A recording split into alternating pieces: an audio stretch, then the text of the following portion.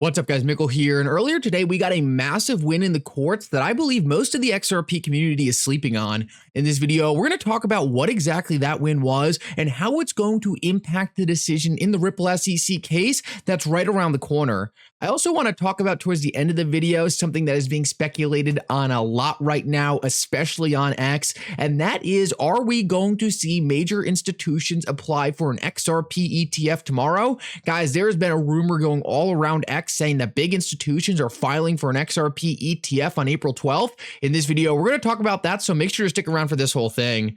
Like always, your support means so much to this channel. Thank you to everyone who likes the videos and to subscribe to the channel. These things really do help me out so much. Also, guys, if you could take a second to actually hit the bell notification button, I'd really appreciate it. It will let you know when I go live.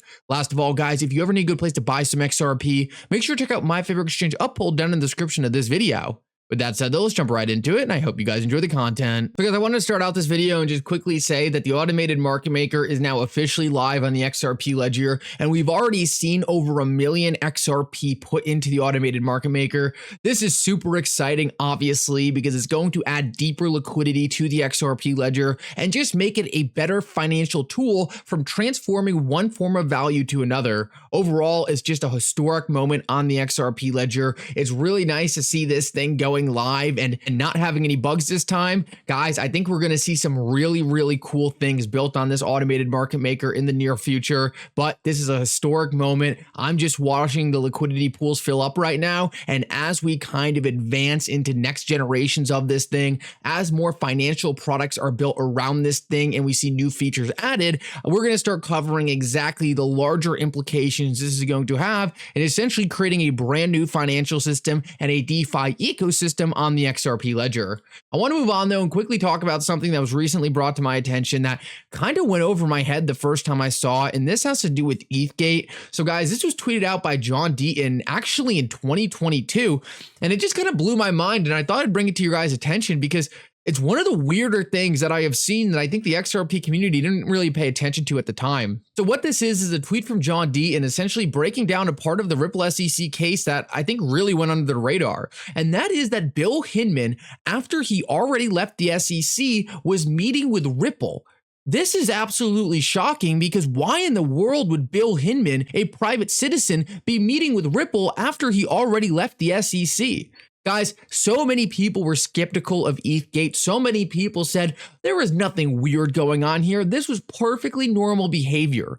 But the facts are coming out now faster than I have ever seen before. And I am now more convinced than ever that there is going to be repercussions for what went on behind the scenes with giving Ethereum the free pass and then slamming the door on XRP via the SEC case. Guys, it's facts like this that simply will not be ignored. It's facts like this that let us know that we are looking in the right places. Guys, things are going to come out. It seems like every single day now, more and more people are believers in ETHgate. Just remember that because so many people called the XRP community crazy. So many people called us conspiracy theorists, but it's starting to look like, once again, we were right the entire time. I want to move on though and talk about something in this video that I was really excited about earlier today. And I just think this is going so heavily under the radar in the XRP community right now.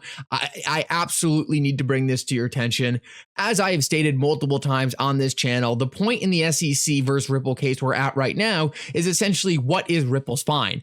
All the major decisions have already been made. We know XRP is not a security. We know most of Ripple's sales are not securities transactions, but we did learn that a few of Ripple's transactions when they were selling to specific institutions did constitute a securities transaction. Now, that doesn't mean the XRP Ripple sold to those institutions is a security. It just means that they should have told the SEC when they were selling that XRP to the institutions. Therefore, the transaction is the security, not the XRP.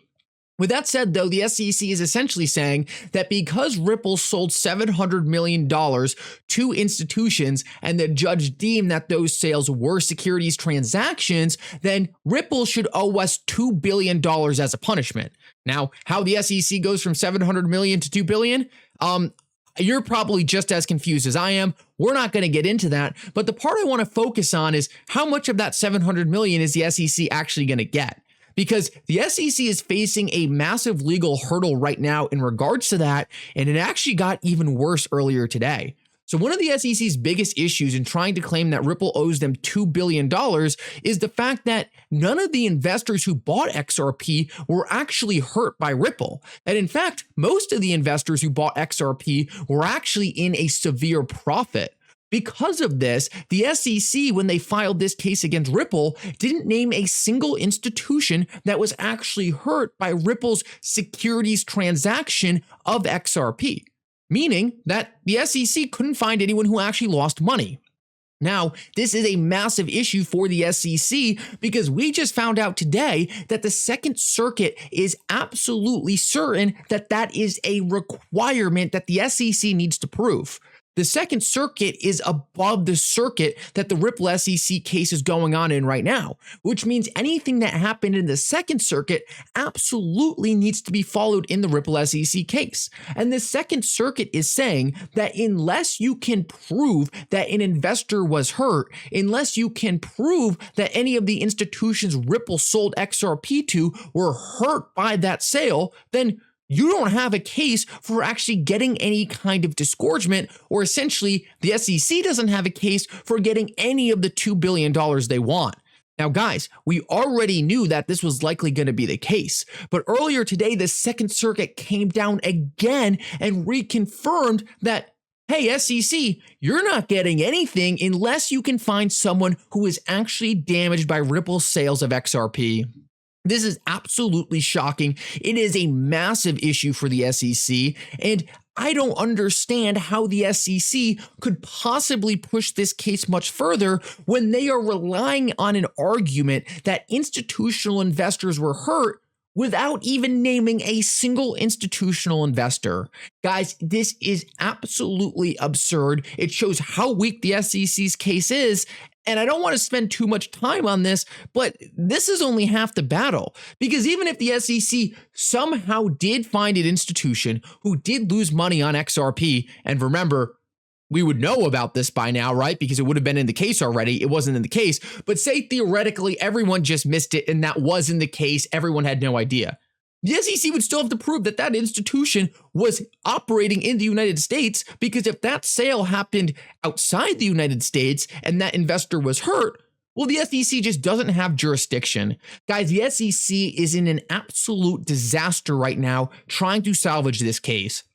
So many people ask me on a daily basis, Mickle, if the SEC's case is this week, how have they not settled yet? How has the SEC not simply said, you know what, we are getting smoked. Let's move on. Let's focus our resources on Uniswap. Let's focus our resources on Coinbase. But clearly, our resources are not being spent right now in a very good manner trying to fight an uphill battle against Ripple. Guys, I would have thought this case would have settled by now. The SEC has brought bad facts forward. They are yet to even develop a coherent argument for really what they expect out of Ripple via this case. This entire time, they've been making it up as they go and simply throwing things at a wall and seeing what sticks. This is another example of the SEC being severely underprepared. And guys, if I can poke holes in this legal case, I'm not a lawyer. Ripple is going to absolutely demolish them as they go into this penalty phase. It's going to be really interesting to see what happens. If we weren't dealing with the SEC here, I would be absolutely shocked if we didn't see a settlement. But clearly, the SEC has taken the illogical approach this entire time. The SEC has continued to make decisions that just defy any common sense. So we'll just have to see what happens here. But I hope this at least makes it clear how bad of a position the SEC is in and just how well Ripple's legal team has executed up until now. And guys, I want to finish this video off and talk about the XRP ETF speculation. So many people are saying we are going to see an XRP ETF tomorrow. So many people are saying that the big institutions are filing for an XRP ETF tomorrow. And guys, all I'm going to say is if it happens tomorrow, I will make an apology video. I will come out screaming from the rooftops I was wrong, but I'm going to tell you right now, it's not going to happen. No X account has any private information on what's going to take place tomorrow. No big institution is going to be filing for an XRP ETF. And why do I say that with such certainty? Guys, it does not make any sense for an institution to file for an XRP ETF in the middle of the Ripple SEC case. All of these institutions who are filing for these ETFs are hyper conservative. They are not going to want to take the risk of pissing off the SEC and filing for one of these ETFs before this case is over. And there's really no incentive to do it at the moment because most of the institutions who would be even filing for this XRP ETF are still working on the Ethereum ETF. Guys, if these big institutions were really thinking about filing for an XRP ETF, we would have seen institutions signaling that something like this was going to happen. We would have seen activity on chain that institutions were accumulating XRP. We probably would have already seen Grayscale bring back their XRP fund. Guys, there's a lot of hints we would have seen by now. But most of all, it's just not going to happen during the current Ripple SEC case. So that's my prediction there. I don't think we're going to see it. I am absolutely happy to be wrong here. If it is wrong, I will make an entire video talking about how I'm an idiot, how I messed it up. I will apologize to anyone who got it right. But my base assumption right now, right, is logic is telling me we're not going to see it. Now, guys, I am firmly convinced we are going to see an XRP ETF in the future. I am firmly convinced that we are going to see a Ripple IPO, an XRP ETF, and these things are going to cause hype in XRP the likes we have never seen before. Unfortunately, we're not there yet. We still have some more time to go in regards to that, but these are things that are when, not if. They will happen. This case will end, and we are going to see XRP as a premier digital currency in the United States for transforming the financial system. Guys, a lot of people want it to happen right now. It's going to happen eventually. You just got to wait. Anyway, guys, thank you so much for coming. I hope you enjoyed this update. If you did, make sure to like and subscribe. It really does mean so much. And for now, Mickle out.